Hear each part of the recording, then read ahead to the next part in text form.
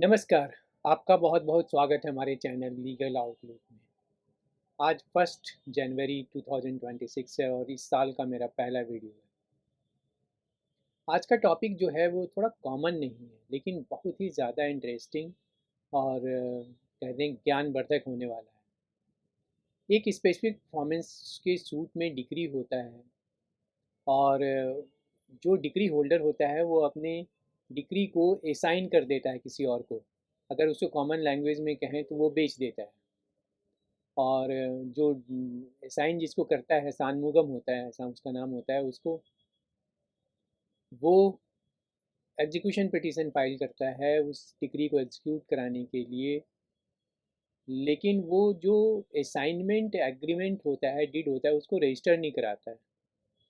तो जो बड़ा सवाल यहाँ उठता है कि क्या उसको असाइनमेंट डीड को रजिस्टर कराना ज़रूरी था क्या, या वो बगैर असाइनमेंट डिग्री डीड के रजिस्ट्रेशन के भी वो एग्जीक्यूशन करवा सकता है। सुप्रीम कोर्ट ने भी इस पॉइंट पे काफ़ी डिस्कशन किया एक जजमेंट में, और देखते हैं कैसे बात आगे बढ़ी। 13/9 1993 को 13 सितंबर 1993 को ट्रायल कोर्ट ईरोड तमिलनाडु में एक जजमेंट पास करता है स्पेशल परफॉर्मेंस का। और जजमेंट जो होता है वो एक्सपार्टी होता है। फिर क्या होता है, जो ओरिजिनल डिग्री होल्डर होता है वो अपना डिग्री को असाइन कर देता है किसी और शानमुगम को, और शानमुगम फिर एग्जीक्यूशन में फाइल करता है। उसका ये कहना था कि मैं असाइनी हूँ, मुझे सैलरीड एग्जीक्यूट करने मेरे फेवर में करवा दो और मुझे पोजीशन भी दिलवा दो। 2009 में जजमेंट डेटर के जो लीगल एयर्स होते हैं वो चैलेंज करते हैं इस एग्जीक्यूशन प्रोसीडिंग को, इस ग्राउंड पे कि जो असाइनमेंट डीड की बेसिस पर उसने शानमुगम ने एग्जीक्यूशन फाइल किया है वो रजिस्टर्ड नहीं है और उसका रजिस्ट्रेशन होना कंपलसरी है, क्योंकि वो एक प्रॉपर्टी में राइट क्रिएट करता है।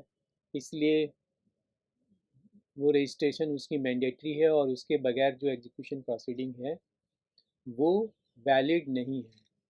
अब एग्जीक्यूटिव कोर्ट ने कहा कि भाई देखो, ये डिक्री जो है वो किसी इमूवेबल प्रॉपर्टी से रिलेटेड है।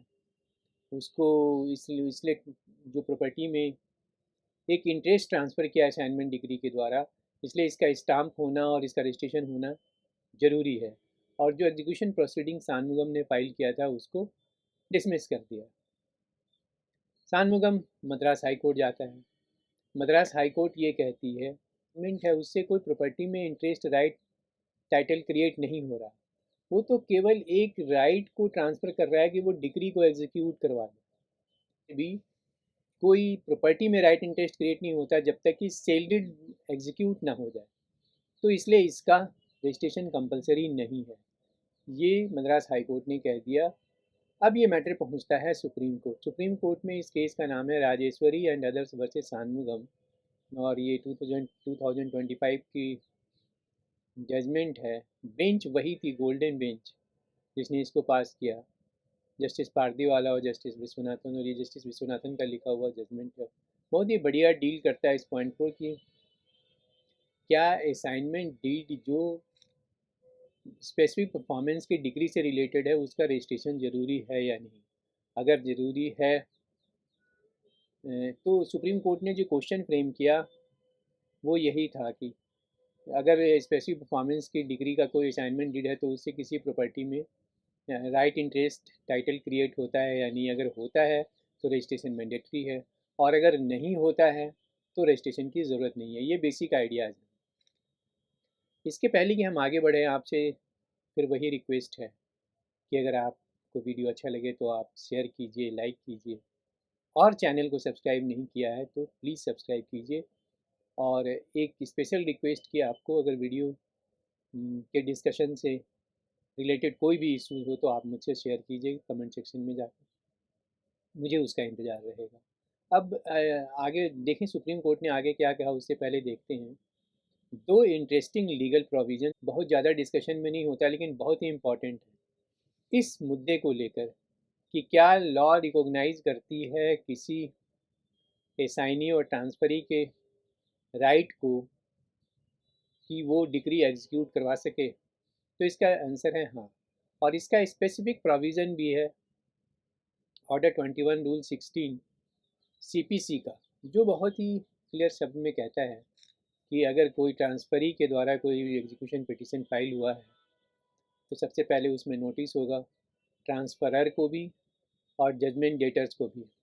कोर्ट उन दोनों को सुन लेने के बाद एग्जीक्यूशन करवा सकती है डिक्री को। अगर कोई मनी डिक्री है, उसमें बड़ा एक स्पेसिफिक प्रोविज़न है, प्रोवाइजो दिया हुआ है ऑर्डर 21 रूल 16 में, कि अगर कोई मनी डिक्री है और उसमें एक से ज़्यादा जजमेंट डेटर हैं और कोई जजमेंट डेटर ही, उसमें कोई एक जजमेंट डेटर ही असाइन करवा लेता है डिक्री को अपने फेवर में, तो वो दूसरे जजमेंट डेटर के खिलाफ एग्जीक्यूट नहीं करवा सकता। ये स्पेसिफिक प्रोविज़न है। खैर, यहाँ पे इस प्रोविज़न का हमें से बहुत काम नहीं है। हमने पहली बात जो कही कि असाइनी डिग्री एग्जीक्यूट करवा सकता है, हाँ, कोर्ट नोटिस देगी ट्रांसफरर को भी और जजमेंट डेटर को भी।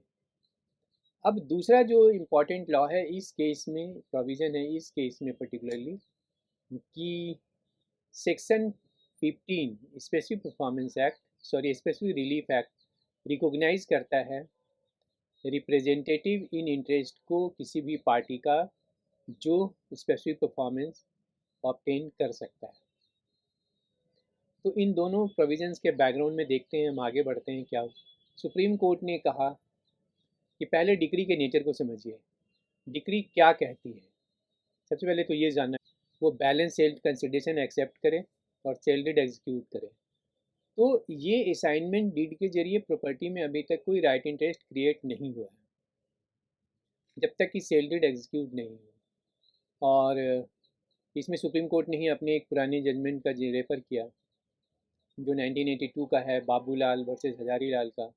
इस जजमेंट में भी कोर्ट ने ये कहा कि स्पेसिफिक परफॉर्मेंस का जो डिक्री है वो, यहाँ पे तो कोर्ट ने डिक्री की बात करी कि ये डिक्री के भी रजिस्ट्रेशन की ज़रूरत नहीं है, इसलिए कि डिक्री अपने आप में कोई राइट और इंटरेस्ट क्रिएट नहीं करता। और इवन कि डिक्री पास हो जाने के बाद भी जो ओरिजिनल कॉन्ट्रैक्ट है वो अपने उसी फॉर्म में रहता है और उस एग्रीमेंट से ही दोनों पार्टीज़ के राइट्स एंड लायबिलिटीज़ तय होते हैं। जब तक सेल डीड एग्जीक्यूट नहीं हो जाता तब तक प्रॉपर्टी में कोई इंटरेस्ट क्रिएट नहीं होता। और अगर हम इस बैकग्राउंड में देखें तो जो प्रिंसिपल्स निकल के आ रहा है लॉ का, कि कॉन्ट्रैक्ट, पहला तो कॉन्ट्रैक्ट ख़त्म नहीं होता डिक्री से, दूसरा हमें कॉन्ट्रैक्ट चूँकि अलाइव रहता है जब तक कि सेल डीड एग्जीक्यूट नहीं हो जाए। और जो स्पेसिफिक परफॉर्मेंस के केस में जो इवन डिग्री, पहला डिग्री जो पास होता है वो एक तरह से प्रिलिमिनरी डिग्री के नेचर का होता है और उसमें केवल राइट डिसाइड होता है। जब तक वो एग्जीक्यूट ना हो जाए सेल डीड, तब तक उससे प्रॉपर्टी के पे कोई फ़र्क नहीं पड़ता, कोई राइट टाइटल इंटरेस्ट ना तो बनता है और ना ही बिगड़ता है, ना एक्सटिंग्विश होता है। इसलिए हम अगर इसको सेक्शन 17(1)(e) रजिस्ट्रेशन एक्ट के जरिए समझें तो अगर डिक्री का रजिस्ट्रेशन ज़रूरी या ऑर्डर का रजिस्ट्रेशन ज़रूरी तब होता है कि जब वो डिक्री के जरिए, खुद के जरिए ही कोई राइट क्रिएट हो, कोई राइट असाइन हो या कोई राइट एक्सटिंग्विश हो, कोई इंटरेस्ट एक्सटिंग्विश हो। तो सुप्रीम कोर्ट ने कहा कि स्पेसिफिक परफॉर्मेंस के डिक्री के भी रजिस्ट्रेशन की ज़रूरत नहीं है। हाँ, अब देखते हैं कि सुप्रीम कोर्ट ने इस वाले केस में क्या कहा। सबसे पहली बात, क्या असाइनमेंट डिड होता है स्पेसिफिक परफॉर्मेंस के डिक्री से रिलेटेड, वो उसका रजिस्ट्रेशन कंपलसरी नहीं है। पेनफुल लगा वो ये कि 1993 में एग्जीक्यूशन प्रोसेस शुरू हुआ था और सब कुछ जाके कल्मिनेट किया 2025 में। तो ऑलमोस्ट 32 ईयर्स का जो सफ़र था, जो कि बहुत सी छोटी सी मुद्दे पे था। इतना ही, अगले वीडियो में फिर मुलाकात होंगे किसी नए टॉपिक के साथ, सुप्रीम कोर्ट के लेटेस्ट किसी जजमेंट के साथ।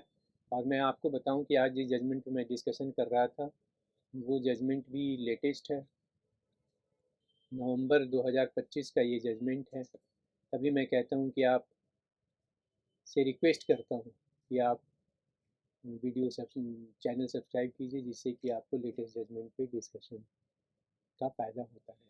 Thank you.